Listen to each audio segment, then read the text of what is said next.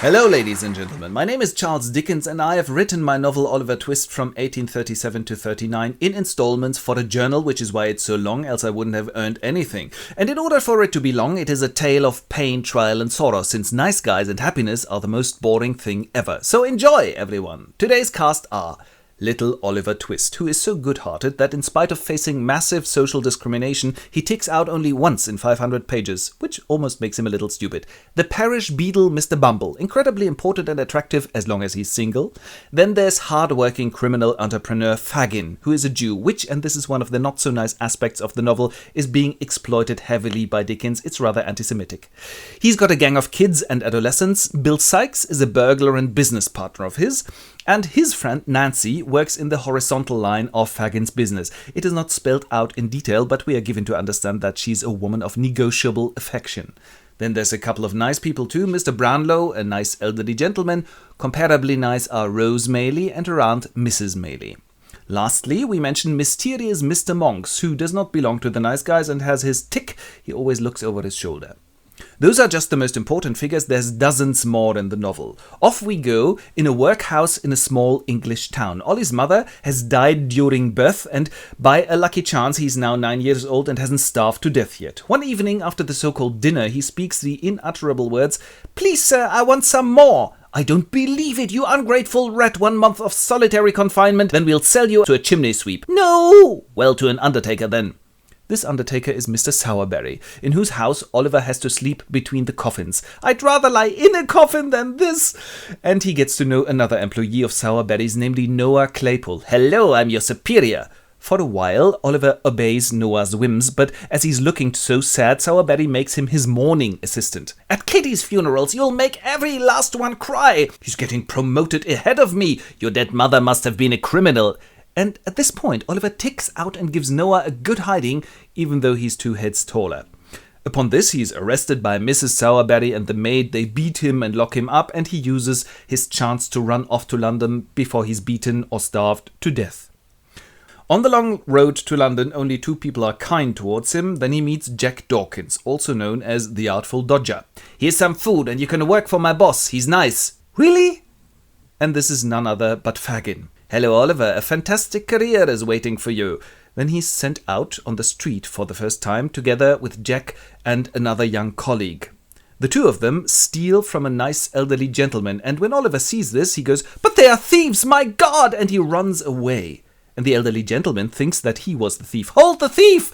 His pals are gone. Oliver is arrested and put before a judge who gives short shrift to him. 3 months hard labor. "Oh, but I'm not sure anymore. It was him. So sorry." "Doesn't matter. 3 months hard labor." "No!" But another witness appears, thank God. So Oliver gets released and Brownlow takes him to his home.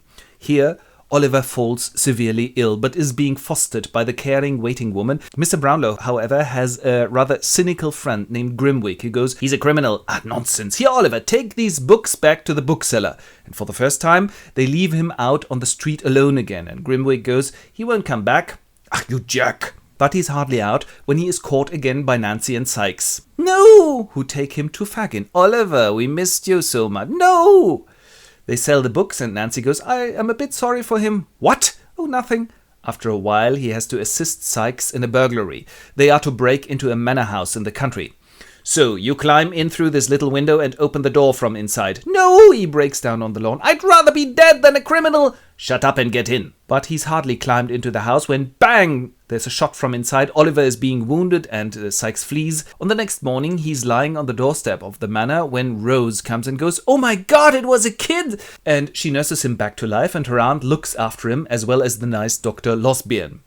In the meantime, Bumble is dating the workhouse manager. "Hello, Mrs. Corney." When there's a knock on the door, "So sorry, old Sally's dying and wants to tell you something." "Always in my spare time. They're doing it on purpose, these poor."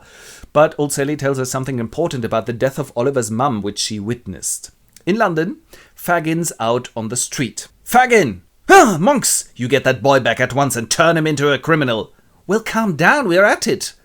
The Maylies haven't only nursed Ollie back to life, but took him along on a holiday to a nice little cottage in the country too, where all are happy and Ollie gets lessons. Rose, however, "Oh, I'm getting so sick all of a sudden." They're afraid she might be dying, and Oliver goes, "No, why is everything always fucked up in my life?" When Mrs. Maylie's son Harry arrives, and suddenly she gets better. They've known and loved each other forever, and he goes, "Marry me." "No, I'm not good enough for you, your aristocratic family and your career. A dark mystery looms about my descent."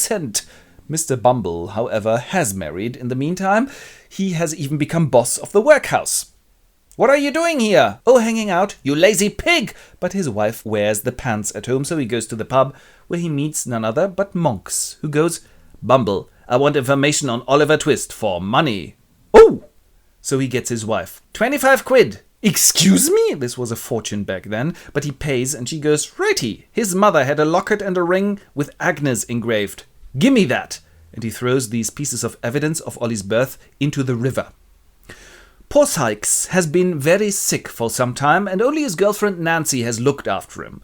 Then she witnesses a secret conversation between Monks and Fagin. Psst, psst, psst, psst, psst. "Oh shit, I've got to do something," for she's gathered that it is about Oliver. She visits Rose, then, who is staying in town in a hotel. Yeah, this is somewhat surprising, but how does she know Rose is in London? Well, she may have heard it in Monks and Fagin's conversation. So she goes, "Do you know a man called Monks?" "No." "He's after Oliver. He's told Fagin to make a criminal of the boy cause he's his brother." "No!" "Yes!" "And Oliver gets disinherited if he goes crook." "No!" "Yes! And now I'm leaving." "No, I'll rescue you." "No, I'm lost already. Let's meet every Sunday evening on London Bridge." And Oliver runs in and goes, "Hey, I've seen Mr. Brownlow in the street. Now I can finally prove that I've said nothing but the truth all along." They have believed him so far, but when they were looking for Brownlow before, he had been in the Caribbean. So finally, all the good people who like Oliver come together and think of a way to get at the crooks. It is Sunday evening then, and Nancy wants to make her way to London Bridge. I'll just get out to get some cigarettes." "No, you stay here." "No, I'm going out." But he's withholding her by force. "No." Fagin finds this very suspicious and has her followed by none other but Noah Claypole, his newest acquisition. On the following Sunday, Nancy manages to escape from Sykes and meets Rose and Brownlow on London Bridge. And Mr. Brownlow goes, "It's really nice of you to be standing up for Oliver. We'd like to get this Monks. What does he look like?" "Well, he's kind of tall with his nervous tick, and on his neck, a red mark." "Yes, I think I know him." "Right, and now we'll be saving you." "No, I'll rather go into the water than be saved."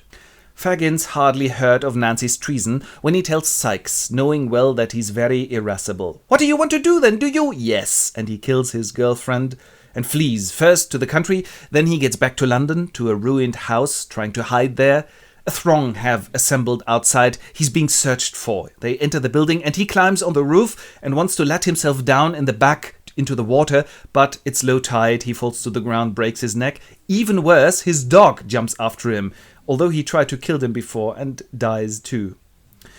Well, Fagin is being arrested and Monks is walking on the streets a little later when someone tips him on the shoulder. "Edward Leaford, I know what you did last summer."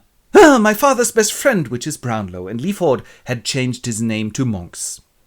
In Oliver's birthtown, a kind of plot solution event is being organized to which everybody connected with Oliver is invited. And Brownlow goes, "Righty, Oliver's father was my best friend who was unhappily married to Monks's mother.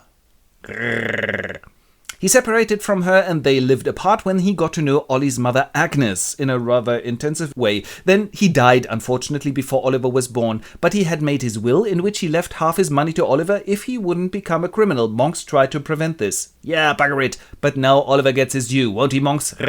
And Rose is Ollie's aunt, by the way. No, really? Then Harry Maylie gets married to Rose. Mr. and Mrs. Bumble get punished by being demoted to inmates rather than bosses of the workhouse. Lastly, Oliver and Mr. Brownlow visit Fagin, who's awaiting capital punishment. "Where are Oliver's papers, which Monks gave to you?" "I'll say it, but Ollie, save me!" He's half mad, and Ollie goes, "Yeah, I'll pray for you. I always only wanted your best." And Oliver breaks down weeping, and Fagin is executed in the morning.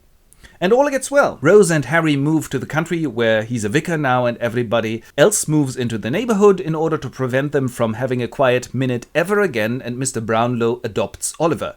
And the moral of the story, being poor sucks, but hey, if you've got a good heart, you'll get rewarded sooner or later, and all the rest will get punished, probably later. And this, dear congregation, was Oliver Twist by Charles Dickens. Vielen Dank.